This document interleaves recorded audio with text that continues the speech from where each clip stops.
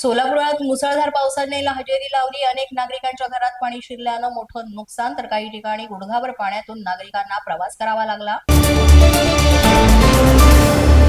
वाशिम जिल्ह्यामध्ये मालागाव रिसॉर्ट, कारंजा, मंगळूरपीर इथं वादळी वाऱ्यासह पावसानं जोरदार हजेरी लावली। सलग 10व्या दिवशी पावसानं हजेरी लावल्यानं पिकांचं मोठं नुकसान, तर अनेक ठिकाणी वीज पुरवठा देखील खंडित। शहापूरमध्ये विजांच्या कडकडाटांसह जोरदार पाऊस, भात पिकांचं मोठ्या प्रमाणात नुकसान, त्यामुळे शेतकरी देखील हवालदिल झालाय। त्यातच वीज पुरवठा खंडित केल्यानं तब्बल 18 तास शहापूरकरांना अंधाराचा सामना करावा लागला।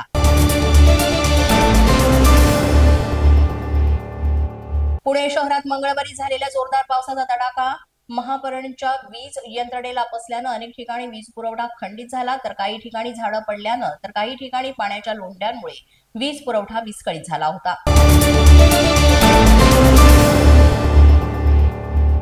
राज्यात वळिवाच्या पावसानं जोर धरला असून अनेक भागात मुसळधार पावसाची नोंद झालेली आहे।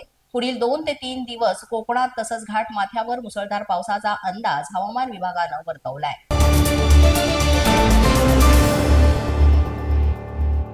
आगामी खरीप हंगामात खत आणि औषधांचं लिंकिंग होणार नाही याची काळजी घेण्याचा मोठ्या खत कंपन्यांना केंद्र सरकारनं आदेश दिलाय। त्यानंतरही लिंकिंग करण्याचा प्रयत्न झाल्यास जीवनावश्यक वस्तू कायद्यानुसार कठोर कारवाई केली जाईल, असा इशारा मुख्यमंत्र्यांनी दिलाय।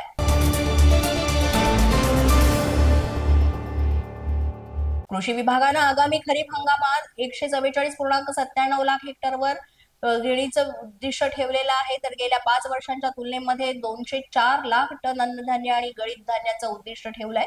यंदा सरासरीपेक्षा जास्त पाऊस होण्याचा अंदाजही हवामान विभागानं वर्तवल्यामुळे पेरणी आणि उत्पादनात विक्रमी वाढ होण्याचा अंदाज कृषी विभागानं व्यक्त केलाय। यंदाचा खरीप हंगाम सध्या सुरू झाला असून 1 एप्रिल ते 30 सप्टेंबर या काळात राज्यातील शेतकऱ्यांसाठी 46,82,000 टन खतं आवश्यक आहेत, पण सध्या त्यातील 25,53,000 टन खतं उपलब्ध आहेत आणि खतांचा तुटवडा भासू शकतो, म्हणून अनेकांनी आतापासूनच खतांचा साठा करून ठेवायला सुरुवात केली आहे।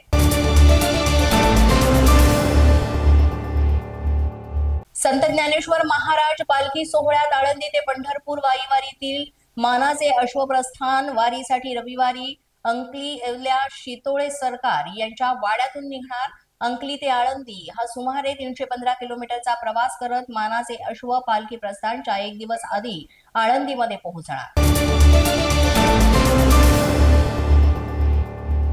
पुण्यश्लोक अहिल्याबाई होळकर यांच्या त्रिशताब्दी जयंतीनिमित्त श्री क्षेत्र चौंडी इथं 31 मे रोजी होणाऱ्या भव्य उत्सवासाठी राष्ट्रपती द्रौपदी मुर्मू यांना निमंत्रण देण्यात आलंय। विधान परिषदेचे सभापती राम शिंदे यांनी राष्ट्रपती भवनात भेट घेऊन निमंत्रण दिलं। अशाच नवनवीन व्हिडिओसाठी पोलीस माझा न्यूजचं YouTube चॅनल सबस्क्राईब करा, तसंच आमचं फेसबुक, इंस्टाग्राम आणि ट्विटर अकाउंट फॉलो करा। अधिक माहितीसाठी आमच्या www.polismazhanews.com या वेबसाईटला भेट द्या। पाहत रहा पोलीस माझा न्यूज।